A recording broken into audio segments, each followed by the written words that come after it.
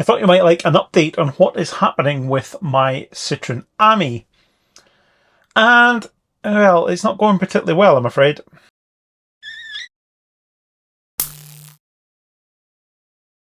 As a quick recap, in case you haven't seen the previous videos, I recently bought this 2025 Citroen Ami on the promotions that Citroen UK were running, where they're selling them off the old stock ahead of the facelift model coming at quite a substantial discount.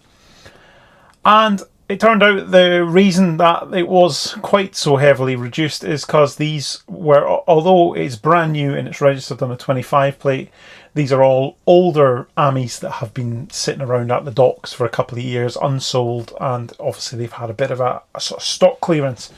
So this vehicle was manufactured in 2023 and has just sort of been sat around at the docks since then. And as we know, sitting around doesn't do vehicles any good whatsoever. And it doesn't seem that any particular amount of preparation was carried out before delivery. I think they just gave it a quick wash, made sure it would sort of start, stop and steer, and sent it on its way for delivery.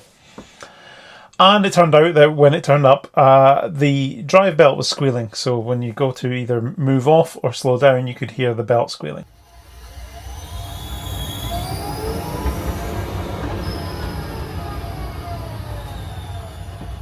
Ami has a belt drive. It's basically a glorified alternator with a belt that actually drives the vehicle. It's not like a sort of proper EV with a direct drive, reduction gear, all that stuff. It's much more rudimentary than that. I think those that look at this and think, oh, that just looks like a glorified golf cart, aren't far off the money. It really, but it is supposed to be a cheap, basic, simple vehicle. And if it's set up properly, it works really well and should be fine. You shouldn't get any squealing from the belt, anything like that. So, I booked it in with Citroen for them to have a look at it. There were quite a lot of suggestions that I should just adjust the belt tension myself and have at it. But with it being a brand new vehicle with a warranty, I just don't think it's right to be messing around with a drivetrain. These are not user serviceable parts. Yes, you can adjust the tension, and yes, I would be able to actually do it. But it's not something that Citroen tell you that you should do yourself. It's something that it should go into the workshop for. Because it's brand new with a warranty, that's what I did. So today, on the 30th of July, 9 days after delivery, I got it into Citroen, took it in today, dropped it off first thing this morning. They gave me a loan car and stuff, which was nice of them. It was a petrol manual Citroen C3 though, which wasn't great. Nice enough car, really nice inside, nice to look at, whatever, but the petrol engine and manual gearbox really ruin it. I think the EC3, which I haven't driven in all fairness, but I'm sure is much better to drive, because it was definitely what was letting it down. But anyway, that's by the by. So it went into Citroen, and they called me after only a couple of hours, which I was quite surprised at, saying, your vehicle's ready for collection. We have adjusted the belt. However, we're not really 100% sure what we're doing with Ami, because we don't sell them here. This was just a service centre. They don't sell Citroens at this location. They just service and maintain them. And therefore, we've not got a frame of reference to compare it to. So we'd recommend, if you have any further problems with it, to take it to our other dealership, which is the Citroen dealer in Tewkesbury, where I collected my original Ami from, because they're more familiar with them. They actually sell them, they encounter them, and they'll be more likely to know what's actually wrong with yours if the problem should reappear. And I thought, well, that's not great, especially given where I took this to today, which is Warner's Citroen Repair Centre in Gloucester, is where my original Ami was recovered to. And they were able to take it in, diagnose what was wrong with it, determine that it needed thousands and thousands of pounds worth of repairs, and propose doing those repairs if I was silly enough to pay for them, rather than making it Citroen UK's problem. So they've clearly got enough technical knowledge to know what they're doing to some extent, but it feels a little bit weak to palm me off to their sort of sister branch, but that's fine. They said they'd adjusted the belt, therefore it was going to be fine, and hopefully we'll not need to see them again. It's only going to be here for 12 months, and then I'll just be handing it back to the finance company anyway, so I probably won't need to deal with a dealer again as long as it's in working order. So off I go. Drive home, and actually, at first, it was fine. The drivetrain was dead quiet, or as quiet as it can be in Ami. The motor does make quite a racket, but no squealing from the belt, exactly as you'd expect. And actually, it seemed a little bit quicker off the line and stuff too. I do think the slipping belt affects how effectively it outputs power, which makes an awful lot of sense, right?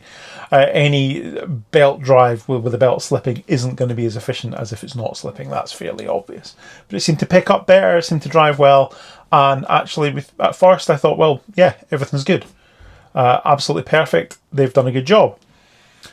And then I got, I don't know, about a mile and a half from the garage, and it started squealing again. So moving off from traffic lights and stuff like that, it lets out an almighty squeal, and then as it starts moving, it calms down again, exactly like it was doing before.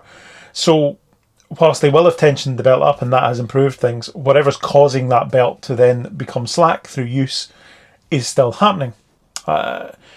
I noticed on the Ami owners Facebook group that some people that have reported the same problem with these new Amis they've had delivered recently on this cheap deal actually took them in and they've had the belt replaced. That was what they've done to resolve the problem, is actually replace the belt. And some of those people are now piling miles onto their vehicle with no issue. So it seems to me like it probably does need a new belt. Just tensioning it up isn't enough. And so it's going to have to go back in. And so I've booked it in with the dealer in Tewkesbury this time, who can't see it until the 13th of August.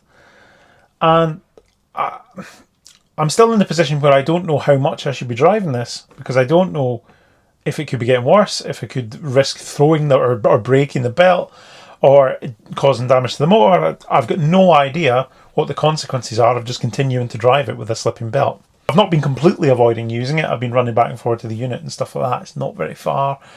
But I am a bit hesitant to take it on longer journeys and actually, properly use the thing, just in case it leaves me stranded somewhere. Because a day waiting for the RAC is really, really not good. I haven't been there and done that with the last one. It takes them so long to come out to you and stuff if something does go wrong, that I'd rather not take the chance. So maybe I'll continue doing sort of local work only. But at the end of the day, we're still in a situation where Citroen UK have dumped these things on us, paying customers, buying brand new vehicles. Yeah, they're discounted, but nobody at any point said, hey, by the way, the reason we've knocked a lot of money off these things is because they're pretty ancient. They've been sitting in the docks for ages and stuff doesn't work properly with them. That wasn't quite the deal. And I think if that was the deal, some people probably wouldn't have proceeded with their order. So I definitely don't think that it's a fair position to have been put in here by Citroen UK. And whilst I'm, left waiting for their service centre to actually fix it properly now, I am left wondering, I could just send it back. I could reject it and say, look, stick it. I'm not bothered. I'm in two minds about that, because I do really like it. It's good fun to drive, and it's good to be able to make videos with, and I do think it is worth having around and it's useful and what have you. But then in the same vein, all this hassle, having to repeatedly keep taking it to Citroen and deal with them and suffer the fact that even their service people don't actually know what they're doing, and they will fob me off and say, oh, you need to go to this branch, you need to do that. It is a lot of hassle for what was meant to be a cheap bit of fun. So I'm in two minds what to do at the moment. Obviously, I've got it booked in, and in theory it will go in again, and they will hopefully fix it properly this time. I'm hoping they're going to, replace the belt, which seems to be what it's going to need. My first one, when it had this sort of same issue with the slipping belt, they actually replaced the motor and the belt. Now, I don't know if it was they were a bit unfamiliar, they didn't really know what they were doing, and so it was kind of throwing parts at it and hoping for the best. Maybe they've decided now that just replacing the belt is enough. Clearly, just adjusting it's not enough. So I think the suggestions that I should just do it myself wouldn't really have been much use, right? Because it wouldn't have done anything. It would have just started squealing again. So it seems it does need proper attention. But in the meantime, it's just a waiting game, waiting for Citroen to get the finger out now. I appreciate it's not actually the local dealer's fault here. They're drowning in these airbag recalls. They didn't sell these vehicles in the first place. It's not them that have sent them out without proper prep.